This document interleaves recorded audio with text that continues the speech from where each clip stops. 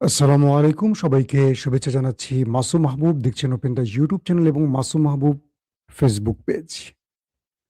প্রিয় দর্শক, বেশ কিছু গুরুত্বপূর্ণ খবর আছে আজকে হাতে। আমি একটা করে আপনাদের দেবার চেষ্টা করছি। ১ম ব্রেকিং খবরটি হলো মার্কিন যুক্তরাষ্ট্রের একটি অহংকার চূর্ণ করে দিল ইরান।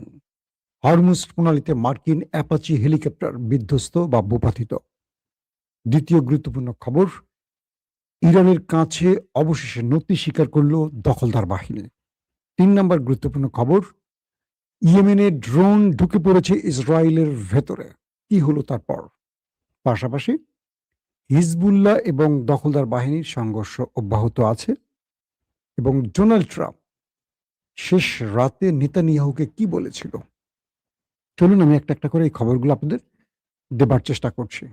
শুনতে দেখতে কোনো প্রবলেম আছে কিনা আমাকে কমেন্ট করবেন। যদি সব ঠিক থাকে তো ভালো।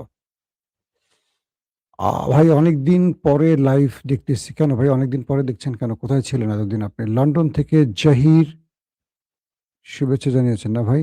আপনাকেও শুভেচ্ছা। আমার প্রিয় শহর লন্ডন। অনেকদিন লন্ডনকে মিস করছি। দেশে আসার পর আর যাওয়া হলো না। যাবো ইনশাআল্লাহ শিগগিরই। কাতার থেকে মোহাম্মদ আব্দুল্লাহ আল মামুন, তিনি ৪ বছর আমার ভিডিও দেখছেন। জি, আপনার জন্য ভালোবাসা। হবিগঞ্জ থেকে আনোয়ার হোসেন। জি। আসেন আমি একটা করে খবরে যাচ্ছি। সব ঠিক আছে কিনা? ওকে? সামরিক বাহিনীর মুখপাত্র ইয়াহিয়া সারি বেঁচে আছেন, শহীদ হয়ে গেছেন, প্লিজ জানাবেন। এখন পর্যন্ত এরকম কোনো খবর পাইনি যে তিনি শহীদ হয়ে গেছেন। যতটুকু আমাদের কাছে তথ্য ততটুকুই দিব। তিনি তো কালকেও স্টেটমেন্ট দিয়েছেন। আজকে এরকম খবর কিছু গণমাধ্যমের উড়াধুরা খবরের উপর এখনো আস্থা রাখতে চাই না। নির্ভরযোগ্য কোনো সূত্রের খবর পেলে অবশ্যই আপনাদেরকে নেক্সট ভিডিওতে জানাবো। দর্শক, ১ম যে খবরটি, ইরান এবং ইসরায়েলের মধ্যে হামলা আপাতত বন্ধ আছে। এর প্রধান কারণ হলো ইরানকে নিয়ে ইসরায়েলের যে পরিকল্পনা ছিল সেটা ভেস্তে গেছে। ২ টো বিষয় আমাদের আলোচনায় এসছে। আমি ২ টো বিষয় তুলব। একদম রাইট কোনটা আমি বলতে পারব না। অন্য কেউ বলতে পারব না, সংশ্লিষ্ট ব্যক্তিরা ছাড়া। অর্থাৎ আমেরিকার সেনাবাহিনীর একটি উচ্চ পর্যায়ের অনুমতি নিয়েই ইসরায়েল এই হামলাটি করেছিল। কেউ বলছে এখানে ডোনাল্ড ট্রাম্পের অনুমতি ছিল না বা ডোনাল্ড ট্রাম্প পূর্বে জানতেন না, কিন্তু সামরিক বাহিনী জানত আমেরিকার। যখন ইরান নিজ থেকে বৈরুতে হামলার প্রতিশোধ হিসেবে আক্রমণটা শুরু করলো, ইরান খুব বড় আকারে আক্রমণ করেছে।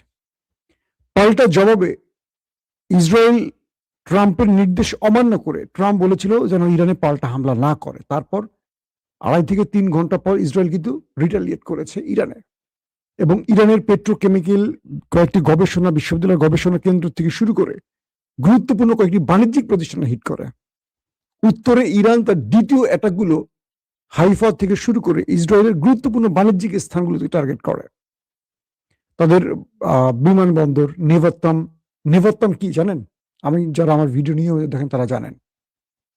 নেভাত্তাম হলো আমেরিকা থেকে পাওয়া ইসরায়েলের সবচেয়ে আধুনিক যে যুদ্ধ বিমান F-35 5th প্রজন্মের স্টিলথ প্রযুক্তির। সেই নেভাত্তাম বিমানবন্দরে ইসরায়েল তার সবচেয়ে আধুনিক যুদ্ধ বিমানগুলোকে সংরক্ষণ করে বা রাখে। এখান থেকে ফ্লাই করে এবং এখান থেকে ইরানে বা বিভিন্ন দেশে আক্রমণ করে। সেখানে হিট করেছে ইরান। পাশাপাশি তাদের যে বেন গুরিয়ন বিমানবন্দর সেখানে হিট করেছে। তো এরপর আরো কয়েকটি জায়গায় যখন হিট করা হয়েছে, ইসরায়েল সবগুলো ইন্টারসেপ্ট করতে পারেনি। পরবর্তী ইসরায়েল দেখলো যে তারা ইরানের কাছে যে মারটা খেয়েছে, ইরানকে যতটুকু মেরেছে তার চেয়ে ডবল মার তারা খেয়েছে। ইরান বলল, আমরা আরো বড় পরিসরে অ্যাটাক করতে যাব।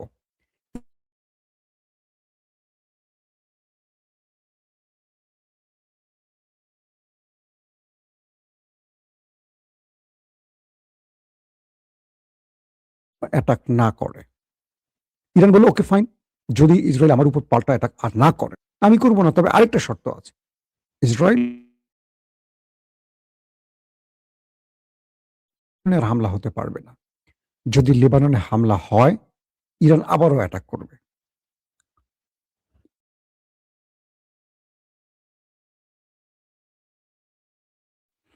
তো দুই দেশের মধ্যে আপাতত চুপচাপ একে অপরকে আপাতত মারছে না। কিন্তু লেবাননে আক্রমণ দুপক্ষের মধ্যে চলছে দক্ষিণ অঞ্চলে, এটা বৈরুতে।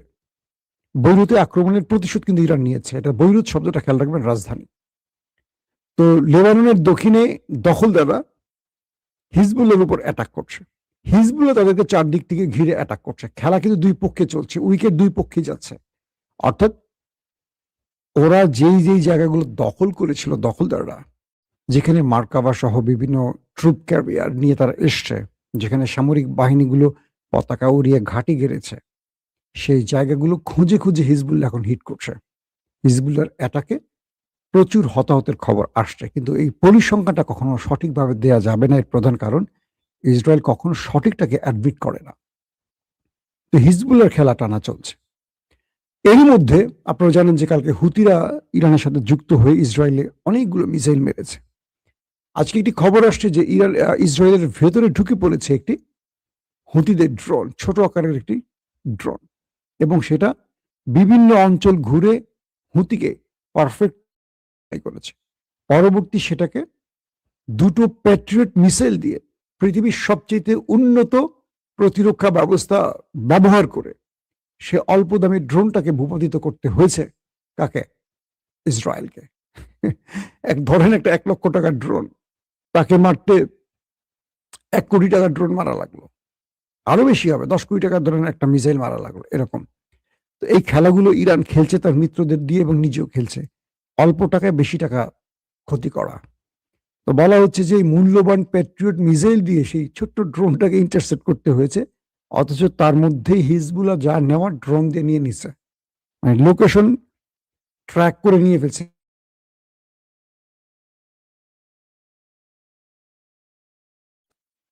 তো এই অবস্থার মধ্যে মোটামুটি নেতানিয়াহু বুঝতে পারছেন যে ইরান এবার মিশনটা অন্যভাবে শুরু করতে চায়। চারদিক থেকে ইরান তার প্রক্সি বাহিনীগুলো দিয়ে ইসরায়েলকে অ্যাটাক করার যে প্ল্যানটা করছে, ডোনাল্ড ট্রাম্প আপাতত ইসরায়েলকে রক্ষা করেছেন। কারণ ইরান 40 দিনের যুদ্ধেও হুতিদের এভাবে ব্যবহার করেনি। একদিন বোধহয় হুতিরা অ্যাটাক করেছিল, আর এবার অ্যাটাকটা ইরান করার সঙ্গে সঙ্গে হুতিরাও অ্যাটাক শুরু করেছে। বলা হচ্ছিল যে এটা আর একদিন দুদিন থাকলে ইরাক থেকেও অ্যাটাক শুরু হয়ে যেত। হিজবুল্লাহ তো অ্যাটাক করছেই, চতুর্মুখী অ্যাটাক। এখান থেকে মিস্টার নেতানিয়াহুকে ফোন করেছিলেন ডোনাল্ড ট্রাম্প। তাকে বললেন যে তোমাকে আমি নিষেধ করেছিলাম তুমি যুদ্ধটা করো না, ইরান তোমাকে মেরেছে, তুমি চুপ থাকো। পরবর্তী বিষয়টা আমরা দেখতাম, তুমি আমার কথা শোনোনি। তোমাকে এটুকু বলতে পারি, এই যুদ্ধ তুমি লড়তে পারো, আমার আপত্তি নেই, বাট তুমি যদি ইরানের সাথে পেরে না ওঠো, তুমি আমার সাহায্য চাইলে আমি তোমার পাশে দাঁড়াতে পারবো না। আমি তোমাকে কোনোভাবেই সাহায্য করতে পারবো না। তুমি ইন্ডিভিজুয়াল একটা দেশের প্রধানমন্ত্রী, তুমি যদি মনে করো যে তুমি যুদ্ধ করতে চাও, করো, কিন্তু তুমি বিপদে পড়ে আমার সাহায্য চাইলে আমি সাহায্য করতে পারবো না। তার প্রধান কারণ, এমনিতেই আমার অবস্থা 12টা বেজে গেছে। পুরো আমেরিকায় যুদ্ধ চায় না, আমেরিকার এস্টাবলিশমেন্ট যুদ্ধ চায় না, পেন্টাগন যুদ্ধ চায় না, জনগণ যুদ্ধ চায় না। আমার জনপ্রিয়তা 80% মাইনাসে চলে গেছে। মধ্যবর্তী নির্বাচনে আমাকে 16 থেকে 20% মানুষ চায় কিনা সন্দেহ। এই অবস্থায় আমি আর তোমাকে টেনে নিতে পারবো না, তোমাকে বহন করতে পারবো না, সেই শক্তি আমার নাই। তুমি করো কি করবা সেটা তোমার বিষয়, কিন্তু মার খেয়ে তুমি আমার সাহায্য চাইলে আমি আসতে পারবো না। এরপর নেতানিয়াহু বেলুনের হাওয়া বের হয়ে গেলে কেমন হয় বুঝতে পারছেন তো, এরকম হয়ে গেছে। দর্শক, মাসুম ভাই ভারতের জন্য কিছু দোয়া করেন, করে দেন। আচ্ছা, দোয়া করে দেব আজকে ভারতের জন্য। কি নরেন্দ্র মোদীর জন্য?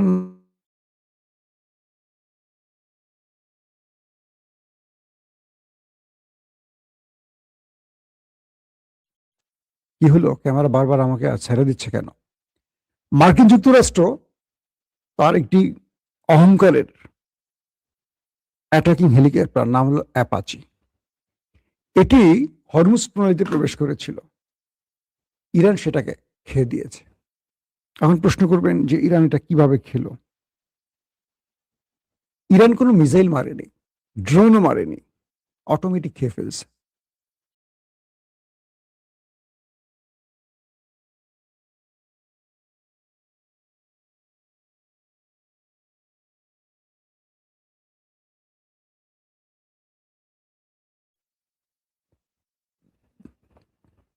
এটিকে ইলেকট্রনিক্স ওয়্যারফেয়ারের মাধ্যমে খতম করেছে ইরান। আপনাদের মনে আছে পাকিস্তান এবং ভারতের যুদ্ধে পাকিস্তান এই ইলেকট্রনিক্স ওয়্যারফেয়ার ব্যবহার করে রাফেলকে সার্চ করেছিল। সে প্রযুক্তি তুরস্ক দিয়েছিল পাকিস্তানকে। এখন যেটা হচ্ছে সেটা হলো এই হরমুজ প্রণালীতে অ্যাপাচি হেলিকপ্টারটা ঢুকেছিল এবং এটাকে ইলেকট্রনিক্স ওয়্যারফেয়ারের মাধ্যমে এটা সিস্টেমকে লস করে দেয়, হ্যাক করে বা কোনোভাবে এটা লস করে দেয়। বিমানটা তার নির্ধারিত জিপিএস ভুলে যায়, লোকেশন ভুলে যায় এবং এটা কন্ট্রোলহীন হয়ে যায়। এটার স্ক্রিন ব্ল্যাক আউট হয়ে যায়। এটা যে কোনো কমান্ড দেবে সেই কমান্ড তার সক্ষমতা হারায়। ইলেকট্রনিক্স ওয়্যারফেয়ার সিস্টেমটা এরকম হয়।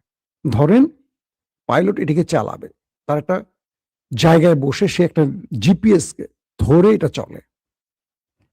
এত স্পিড একটা বিমান যখন যায়, আপনি বলেন এই বিমানটাকে নিয়ন্ত্রণ পাইলট কিভাবে করে? তার স্ক্রিনে একটা সিস্টেম বসানো থাকে, সেই সিস্টেমে সেই রুট ধরে সেটাকে চলতে হয়।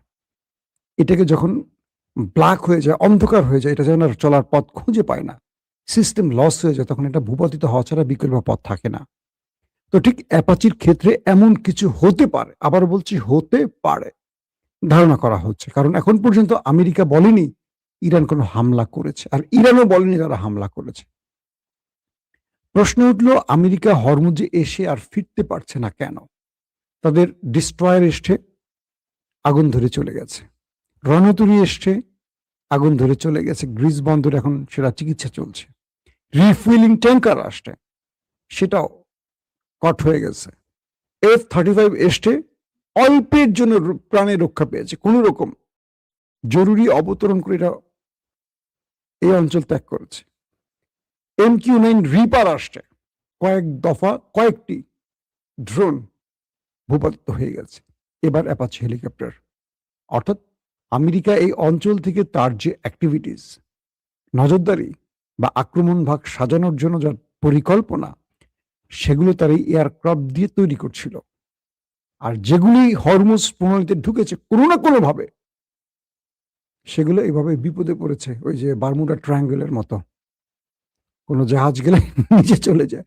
তো হরমুজ প্রণালী এমন কি তাবিজ বসিয়ে রেখেছে ইরান, যেখানে আমেরিকা গিয়ে সুষ্ঠুভাবে আর ফিরে আসতে পারছে না। আমেরিকা আসলে বড় বেকায়দায় পড়ে গেছে। একদিকে তারা না পারছে হরমুজ প্রণালীর কন্ট্রোল নিতে, তারা অনেকদিন এখানে নেভাল ব্লকেট তৈরি করে রেখেছে, কিন্তু ইরানের জাহাজ আসছে যাচ্ছে সবই করছে, দুই একটা জাহাজে আক্রমণ করা ছাড়া কিচ্ছু করতে পারেনি। তার মানে আমেরিকা যে নেভাল ব্লকেট করে ইরানকে চাপে ফেলতে গেছে, উল্টো তারা নিজে চাপে পড়ে গেছে। এখন ডোনাল্ড ট্রাম্প বলছে ইরানের সাথে তার আলোচনা চলছে, আলোচনা শীঘ্রই শেষ হয়ে যাবে এবং দ্রুত একটা সমাধান হবে। কিন্তু ডোনাল্ড ট্রাম্প উভয়মুখী সংকটে আছে। একদিকে তার কথা শুনছে না ইরান, একদিকে তার কথা শুনছে না ইসরায়েল, একদিকে তার জনগণ বুঝে গেছে ট্রাম্প একটি অজনপ্রিয় যুদ্ধে নেমে তার জনপ্রিয়তাকে শেষ করে দিয়েছে। সবকিছু মিলে ট্রাম্পের অবস্থা এখন করুন। তিনি এখন ইরানকে বলছেন যে তুমি আর আক্রমণ করো না, আমি ইসরায়েলকে বুঝিয়েছি, আসো আমরা শান্তির দিকে হাঁটি। ট্রাম্পের অবশেষে মনে হলো শান্তির দিকে হাঁটার কথা। ইরান বলে দিয়েছে আমার 24 বিলিয়ন মার্কিন ডলার ফেরত দাও, আগে সবার আগে ফেরত। তুমি যে বলছো তোমার মিত্রদের, যেই গালফ কান্ট্রিকে তুমি ক্ষতিপূরণ হিসেবে আমার টাকা দেবা, তুমি দেয়ার কে? তাহলে প্রশ্ন হলো, তুমি আমার টাকাগুলি ওদেরকে দিবা, এই আক্রমণের আগে সেই টাকা তো আমার ছিল, তখন আমাকে দাওনি কেন? তোমার এই জুলুম আমি আর নেব না।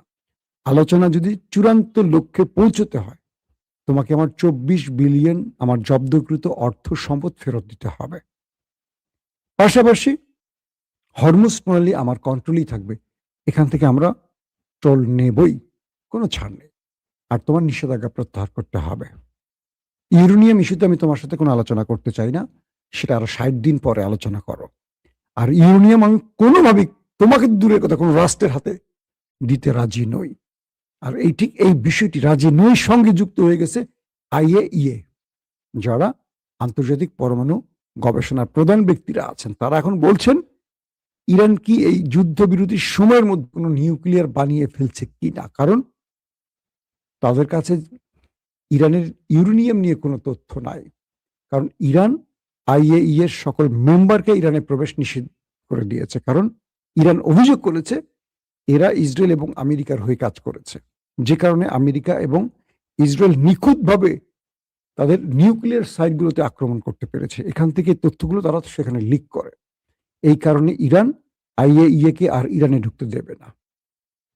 যার ফলে তারা এখন আতঙ্কিত যে ইরান এই সময়টির মধ্যে নিউক্লিয়ার বোমা বানিয়ে ফেললো কিনা। সম্ভাবনা এটি সবচেয়ে বেশি। আর তাই আমেরিকা বারবারই বলছে, তোমার ইউরেনিয়াম অন্য কাউকে দাও, লাগলে আমাকে দাও না, অমুককে দাও। আমি দেখতে চাই তুমি ইউরেনিয়ামটা কোনো বোতলের মধ্যে ঢুকে বোমা বানাইছো কিনা, নাকি ইউরেনিয়ামটা তুমি এখনো রেখে দিছো তোমার পজিশন মতো। আমি এটা একটু কনফার্ম হতে চাই। কারণ আবার ইরান কেন বলছে আমি ইউরেনিয়াম নিয়ে কোনো কথা বলতে রাজি না, তার মানে ইরান ওইটাকে বোতলে ঢুকে ফেলছে, মানে বোমা হয়ে গেছে। এই ডাউটটা এখন সবার মাঝে। বিদায় নিচ্ছি আজকের মতো। প্রত্যেকে ভালো থাকবেন। আল্লাহ হাফেজ।